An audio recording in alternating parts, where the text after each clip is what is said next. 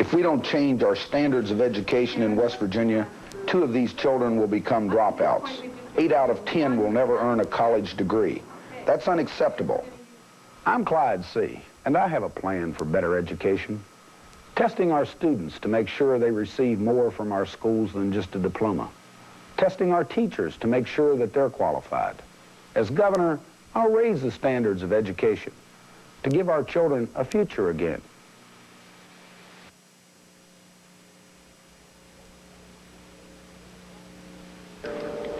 Over 20 months ago, when Clyde C. announced his candidacy for governor, the newspapers asked, "Clyde who?" He started with under 3% of the vote and went on to win the Democratic primary in what was called the greatest political upset in West Virginia history.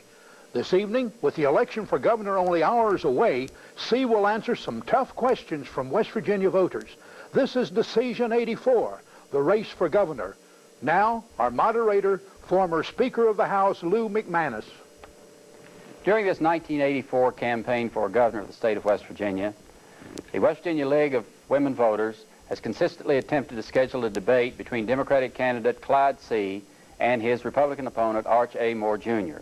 Mr. Moore has either been unable or unwilling to accommodate the ever-changing schedule of the League of Women Voters, and Mr. C. has arranged this forum so that he might respond to questions of vital interest to all West Virginians. Let us move now to our questioning, and each questioner will identify himself or herself and direct the question to Mr. C. Mr. C., I am Ruth T. Jones of Charleston, West Virginia, and I am glad that you have made integrity an issue in this campaign about your opponent.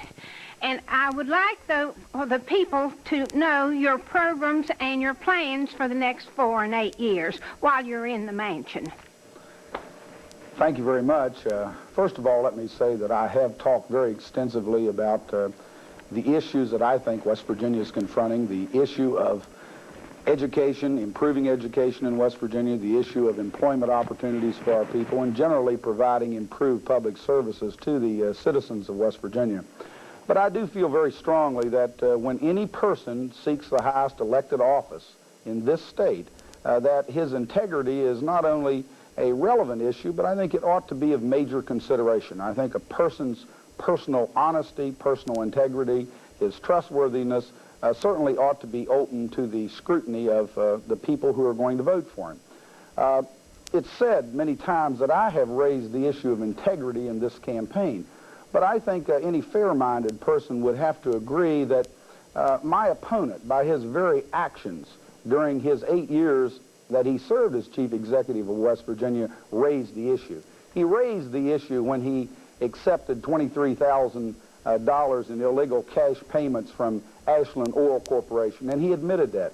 He raised the issue when his liquor commissioner went to the penitentiary for accepting $50,000 to $70,000 in shakedowns from liquor companies and then turned them over to my opponent for his personal or political gains. And the laundry list goes on, and he again raised the issue of integrity when he settled the $100 million Buffalo Creek case with a coal company in West Virginia and left the taxpayers of West Virginia stuck with a $4.6 million judgment, which the legislature was called upon to pay a couple of years ago in response to a judgment by the federal courts in favor of the Army Corps of Engineers. So I'm perfectly willing to talk about whatever issues you might want to raise here tonight. But I've made integrity an issue in this campaign. I think it's an appropriate issue, and I'm going to continue to talk about it.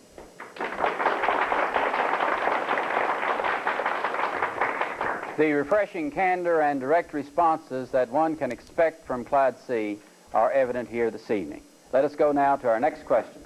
Mr. C., my name's Harry White. I'm a Boone County coal miner. All the coal miners in the southern part of the state has been hearing rumors that your opponent is you're for the right to work bill. I'd like to go answer on that. Well, Mr. White, I'm particularly pleased that you would ask that question, because I don't think there's been any issue in this campaign that has been more misrepresented or more confusing than the issue of right-to-work laws in West Virginia. I am opposed to right-to-work laws. I have always been opposed to right-to-work laws. As governor of this state, if a right-to-work law is presented to me by the state legislature, I will veto it. I'd also like to point out that in the 10 years that I have served in the West Virginia House of Delegates, a right-to-work law has never been introduced. Now, my opponent also claims that he is opposed to right-to-work laws, but I think what he claims and what his record reveals is quite different. If we look at his record when he served as a member of the United States Congress, it clearly reveals that on 2 separate occasions he voted to retain right-to-work laws in West Virginia. It was kind of complicated and it's kind of camouflaged, but when the labor leaders of this country joined with then-President Lyndon Johnson and asked for the repeal of Section 14B of the Taft-Hartley Act, my opponent voted against the repeal of 14B, and it is 14B of the Taft-Hartley Act which permits states to enact right-to-work laws, and my opponent therefore has on 2 occasions voted for right-to-work laws. Those are the facts. Clyde C. is opposed to right-to-work laws. My opponent has voted for them, and I hope the voters of West Virginia will remember those facts on Election Day. Thank you. That direct response and historical review of the question should really put that matter to rest as far as this election is concerned. Now let's go to our next question. Mr. C., I'm Judy Gregoracci of Charleston, and as a parent of 6 school-age children, my concern is that they receive ample instruction in the basic skills so that they will be able to find a job upon high school graduation. Could you tell me, please, what is your plan for our state's educational program? Well, again, I thank you for the question. You know, I've been the one candidate throughout this campaign who's been bold enough to say and honest enough to say that when some of our high school graduates can barely read a morning newspaper or are unable to fill out a job application, that there's something really bad wrong with education in West Virginia. When elected governor of this state, I hope to work very hard to increase the minimum number of credits required of our students prior to high school graduation. I hope to increase those credits in reading, writing, math, and science so that when our children get out of high school, they're going to be able to read and write and add and subtract and do the things that we as parents expect them to be able to do. There are other problems in education. I think the high school dropout problem is a very serious one in West Virginia. I don't know how many of you might know it, but we had 5,000 high school dropouts in the state of West Virginia last year. Now, we talk about an educated workforce for the future jobs of West Virginia, but if you multiply those 5,000 by 10 years, 15 years, we're going to have a workforce out there that's certainly going to be less than I think most of us would like for it to be. It's interesting, you know, I am a high school dropout. 25 years ago, I left the public school system. I entered the military where I served 3.5 years, and then I came home and worked my way through 4 years of college at West Virginia University and also 3 years of law school at that same institution. I know who high school dropouts are. I can identify them. I can profile them. There are children that are not permitted to participate in extracurriculum activities. There are children who come from families where education is not stressed. But this is a problem we really need to deal with. And, you know, I think Clyde C. may be the only public official in this state who has any real interest in speaking out on this problem.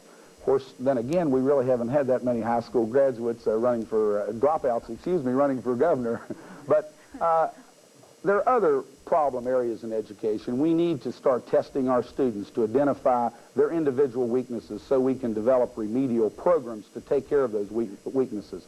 I feel strongly that we need to start testing teachers, and this makes me a lot of enemies, and this is very controversial, but I'm not trying to weed teachers out of the school system. I'm trying to upgrade standards. I don't think it's unreasonable to ask an 8th grade math teacher to be able to pass an 8th grade math test. That's what I want to do. We want to have subject matter testing for our teachers.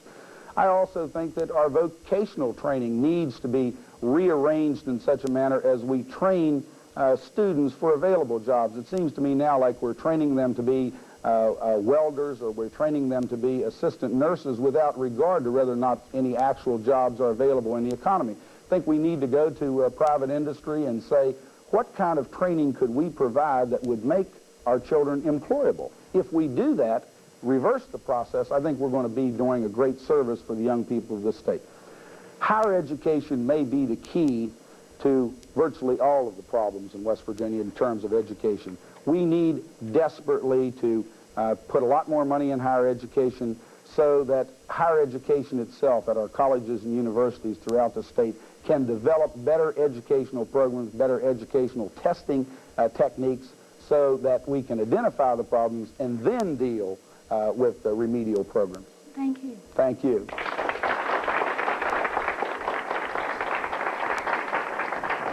Clyde C. apparently recognizes, as his answer reflects, a knowledge of the education system of this state and a recognition that education is the most important responsibility of every generation. A comprehensive program from kindergarten through college will answer those questions. Now let us go to our next question. Mr. C., I'm Doris Hartwell. I live in the small community of St. Albans, where it isn't safe for children or women to be on the streets at night. No one seems to care, and I'd like to know what your plan is to reduce the crime rate in West Virginia. Thank you, Mrs. Marks, and I want you to know that I care. I care a lot about the crime problem in West Virginia. Our crime rate has been going down, but it's still a problem for our children, for our elderly people, and for women who are alone on the streets of West Virginia at night. First of all, I think we need to improve law enforcement. We have a good law enforcement group of people out there, dedicated people throughout West Virginia, but they don't have everything that they need to go forward with. We have a lot of state policemen out there in automobiles which are very old, very undependable. We need to provide them with some financial assistance, and that's going to improve their morale, and it's going to improve their ability to do the job. But I think the most important thing we can do to solve crime is to really look and see what we're doing after people are tried by juries of their peers and convicted and sentenced to our penitentiaries. Clyde C. believes that once the person's been tried, convicted, and sentenced, they ought to serve their time for their crimes against society. My opponent, when he served as chief executive of this state, pardoned some 93 felons. I repeat, he pardoned some 93 felons, 13 of whom were murderers. Now, that's wrong to turn those people back. Statistics prove that these type of people generally commit crimes again. I want to commit to the people of West Virginia when I'm elected governor that when people are convicted and sentenced to the penitentiary for felonies which they have committed, that they're going to serve their full terms. Thank you.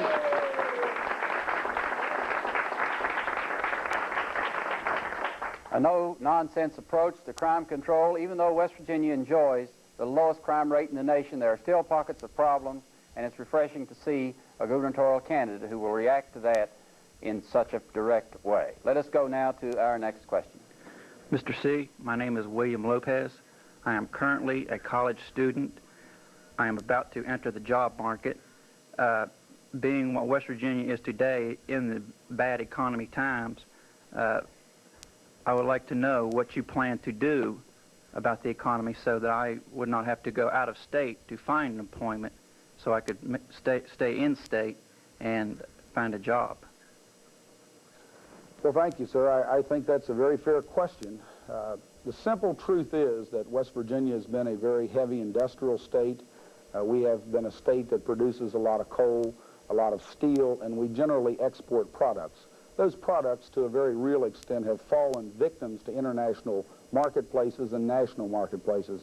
I don't want to sound too partisan, but the simple truth is the federal policies which are now in place by the current administration, which is permitting the importation of foreign coke, the importation of foreign steel, the importation of coke from slave labor, which is produced in South Africa, are costing West Virginia coal miners and their steel workers their jobs. We need a change in the attitude of the federal government. I feel strongly about that. But as far as West Virginia is concerned, I don't think we can blame everything on someone else. I think what we have to do in West Virginia is we have to make our state more competitive. We have to be more competitive with the tax system. We have to be more competitive with our employer incentives. And I think we have to make sure that our bureaucratic application of government itself is competitive so that we don't discourage economic development in West Virginia. Not for the sake of employers, not for the sake of businesses, but so they'll expand and locate and stay in West Virginia to provide the jobs that you want and many other people in our state desperately need. But we're not going to have healthy employment till we have healthy employers. If we have those two, we're then going to have healthy revenues to do the things that the people of West Virginia want and rightly deserve in terms of public services.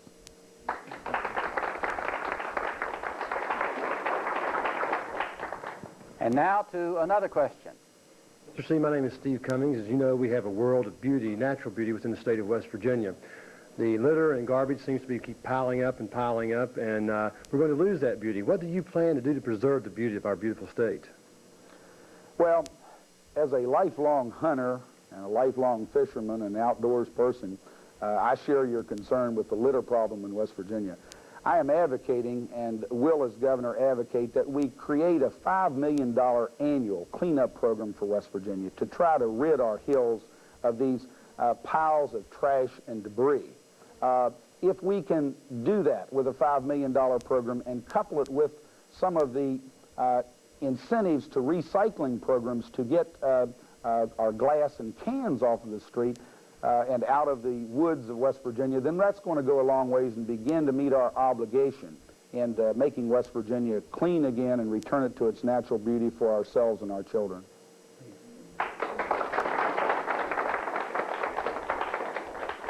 A refreshing position to see the candidate take on an issue that has bothered the citizens of this state for many, many years. And now let's go to our next question. Mr. Speaker, my name is Bill Nelson. I'm a resident of St. Albans. As you are well aware, West Virginia has many senior citizens. In fact, percentage-wise, they lead the nation. So I would think any future governor of this state would have some great interest in their well-being. What would be your plan for senior citizens, sir? Thank you, Mr. Nelson. Again, I have years of dedication and a good voting record in favor of senior citizens. I helped enact the Golden Mountaineer program. I have helped with hospital cost containment, with other types of consumer issues, generic drug laws and so forth, which very much benefit senior citizens. There's really three things I think that senior citizens are interested in. First of all, they're interested in their personal safety. And we talked about that a few minutes ago when we were talking about dealing with crime. They're also interested in their income being stable so that they can provide and purchase for their own needs the things, the necessities of life. Again, I think we need some help in that area from the federal government to be more sympathetic with Medicare and Medicaid and Social Security.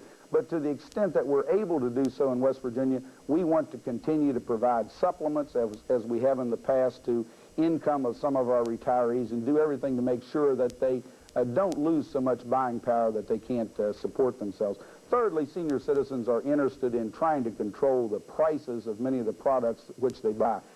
Health care is one of the most expensive things that they purchase, and we have been dealing with health care costs in West Virginia, and we're going to continue doing that. So I have a good record in dealing with those areas, and I want to continue the programs that we now have in place and try to improve upon them as resources permit us.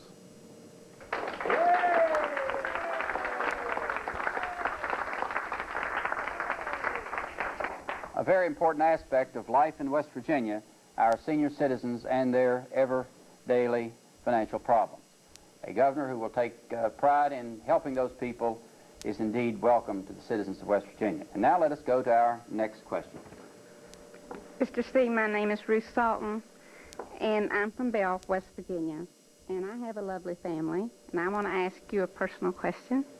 How does your family feel about the campaign that you're on now? How are they affected by it?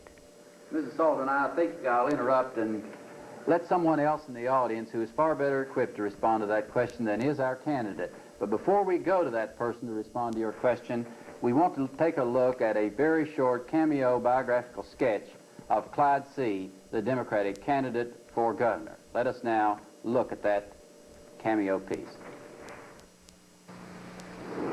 Being governor is not something one does looking for an easy job. It's not an easy job. But the things that I have undertaken to do, I work hard at, and I have been successful. Frankly, I think I've always thrived on adversity. My mother was a school teacher. She was killed when I was 5 years of age. Lived all my life on a farm, wearing bib overalls and clodhoppers. My interest in hunting and fishing was passed down to me from my father. That's part of our heritage. I was a high school dropout when I was 16 years of age. I entered the military, came home to West Virginia, and worked my way through law school. The family in West Virginia is the most important link and the most important bond of our entire state. Judy and I have 4 children who we love very much. And we want them not only to want to live in West Virginia, but to be able to afford to live in our state. There are no people on the face of the earth that band together like West Virginians. Our little town of 2,000 people can't afford to have a paid fire company.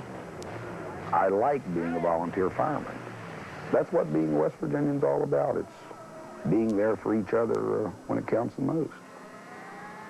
I decided that I would run for Speaker of the House. I worked hard at it, and I was elected 3 times. And then, came the primary election, and you start off at 1% in the polls, and, when the smoke cleared on primary day, I'd won 42 of 55 counties. I have been successful, and I think as this campaign goes on, that people will understand who I am and will support my candidacy. As a fellow West Virginian, I think I understand their problems and have perspective on their problems that's somehow unique. Thank you. We all hope that you enjoyed that brief biographical sketch of Clyde See., the Democrat candidate for governor of the state of West Virginia. Before we went to that program, Mrs. Salton asked a question about the effects on a family of a gubernatorial campaign that has now encompassed 20 months of the father in that family's life. Let us go to the lady best qualified to answer that question, the lovely, talented, and energetic wife of the candidate, Judy See. Judy? Thank you, Lou. We have 4 children, Jennifer 12, Joshua 10, Lucas 8, and Amy 7. What many people do not know is that we live 4.5 hours from Charleston. Their father has been active in state government for the past 10 years. For the past 6 years, while he's been Speaker of the House, he's spent virtually part of every week in Charleston. So this means that my kids have grown up with a part-time father and an absentee husband at times. They have had to do without a lot of things that other kids take for granted. He's not been there for ball games and school plays and birthday parties and sometimes even when they were ill. And a new aspect was added to the campaign last March when we sat down and talked about the possibility of me becoming involved. So now I've been gone almost 5 days a week, every week, campaigning actively for their father. But we as a family have made the sacrifices and adjustments because we believe in him. The kids are proud of their father. They think that he has contributed a lot to the state, and they think he has a lot more to offer. They know that he's grown up under adverse circumstances. They know the state is facing difficult times. And they, as I do, think he's the type of leader we need at this time. They also know that he has been able to create opportunity out of adversity. And they feel that when Clyde See. Wins, the whole state of West Virginia is going to win.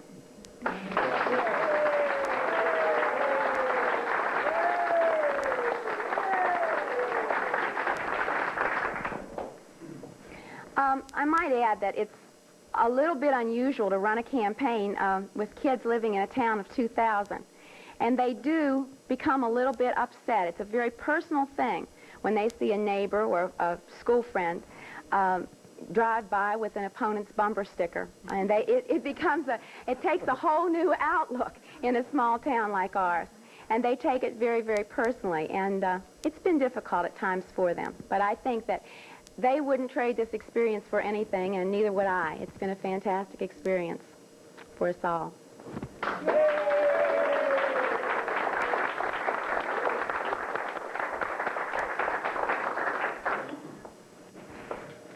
Thank you very much, Judy, for those warm remarks about the effects of a statewide campaign on a family.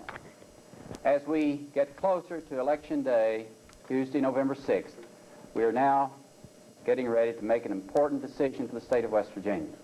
Let us now give time to that country lawyer, that gentleman from Hardy County, who has served the state of West Virginia well in 10 years of service in the West Virginia legislature. 6 of those years has been at the post of Speaker of the House in times when real difficult financial problems focused on the state of West Virginia. A gentleman who has done his job well and who now asks you to help him reach another milestone in his quest to serve you as governor. Ladies and gentlemen, from the county of Hardy, the town of Moorefield, Clyde C.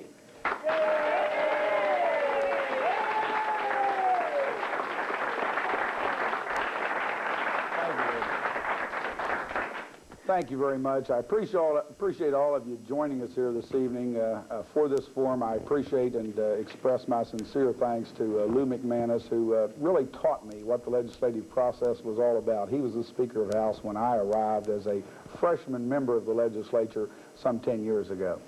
But I wouldn't want to conclude this program this evening without really saying to the people of West Virginia, each and every one of them, that I want your vote. I asked you to consider my candidacy. I hope that you will vote for me. I hope that you will talk to your family, to your friends, to your neighbors, to the people that you associate with on a day-to-day basis. This is a very, very important election. You know, I'm proud of my 10 years of service in the state legislature. I'm proud because I think I've provided fair, even-handed treatment to all of the people of West Virginia who have brought their problems and laid them at the doorstep of government.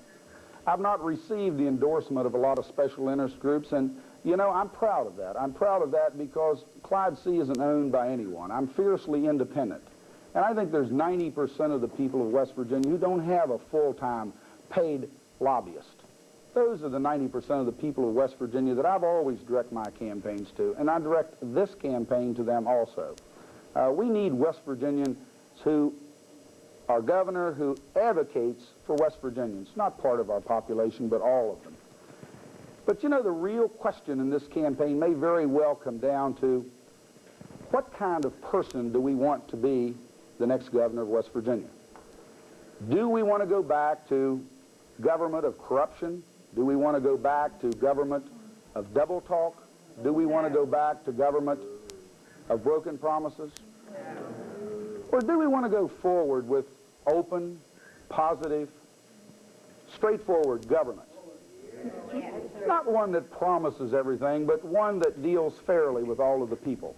You know, I'm confident that the people of West Virginia know the difference. I'm very, very proud to have served as Speaker of the House and having been elected to that position 3 times without opposition. I'm very proud to have been a member of the state legislature for the last 10 years. But you know, I wouldn't live anywhere else on earth than in West Virginia. And I don't want, and Judy does not want, our 4 children to want to live anywhere else on earth except West Virginia. But in order to assure that, we're going to have to provide better educational opportunities, better employment opportunities, and that's what Clyde C is all about. Thank all of you for coming. I appreciate it.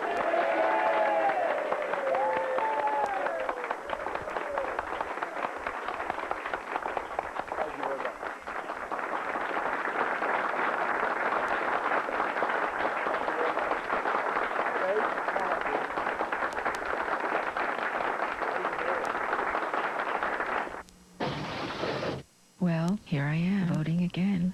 A lot of people like Art. I'm not sure if what they're saying about him is true. A drawer full of money? A lot of people like Clyde C. But can he be a governor? He's been majority leader, 3 times Speaker of the House, which was governor already. Indicted by the grand jury for extortion. Hides his taxes. Where is the $150,000? I've got to face my children when I get home. Got to show them the right thing to do.